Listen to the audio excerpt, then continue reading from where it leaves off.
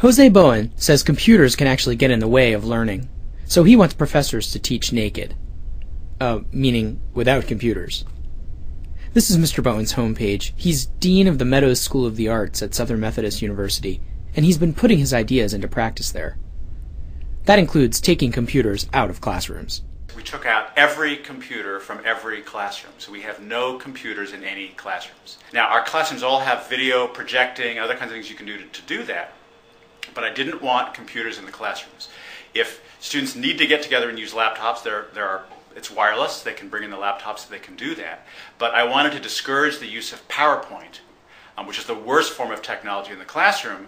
And if you're giving PowerPoint, you should be giving it online and not in the classroom. No, the idea is, let's use podcasts for what they're good for.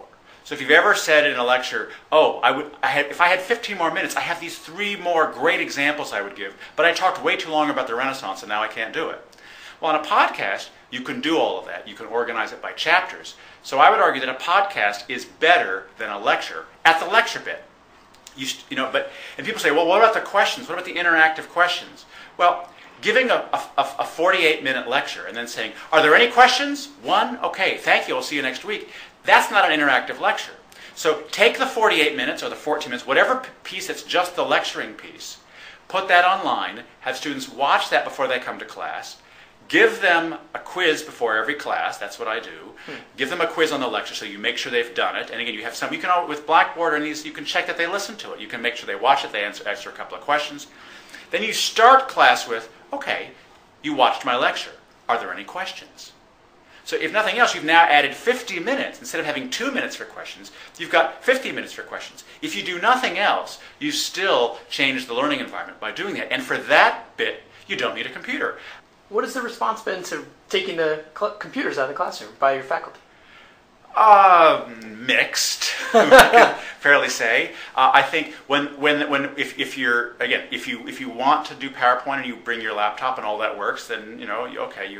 Some people complain about schlepping around a laptop. All the boring stuff now goes on the podcast. I save the good stuff for the live lectures because it's fun. I save the live demos. I save some of those aha moments, the things where it's like, and now what happens next, right? Most of what goes on campus that's called lecturing is bad, let's be honest.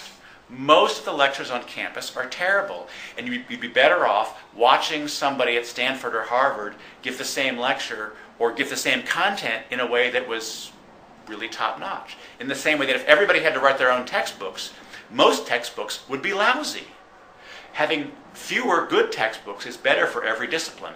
Having fewer and better lectures will be better for every discipline. Having more discussion will be better for residential colleges. Because otherwise we're all going to get eaten by online courses because they can deliver the content more cheaply and more widely around the world. So if your students are going to pay tens of thousands of dollars extra to come to your campus and live there and eat there and sleep there, there better be more than just Monday, Wednesday, Friday at 10 o'clock lecture. Because that you could get from halfway around the world. So you need to be in the residence halls, you need to have group projects, you need to have a reason to physically interact with each other. Otherwise, find the cheapest course anywhere on the world and then go take it. And you think students will start doing that, you think? Students are already doing it. And the majority of provosts, and I think it was a Chronicle survey, discovered that they thought that you could get same or better quality from online courses as you could in the classroom.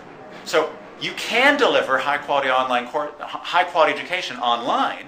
Now that we know we can do that, it's going to start happening. People will pay less for better. This is Jeff Young for the Chronicle of Higher Education.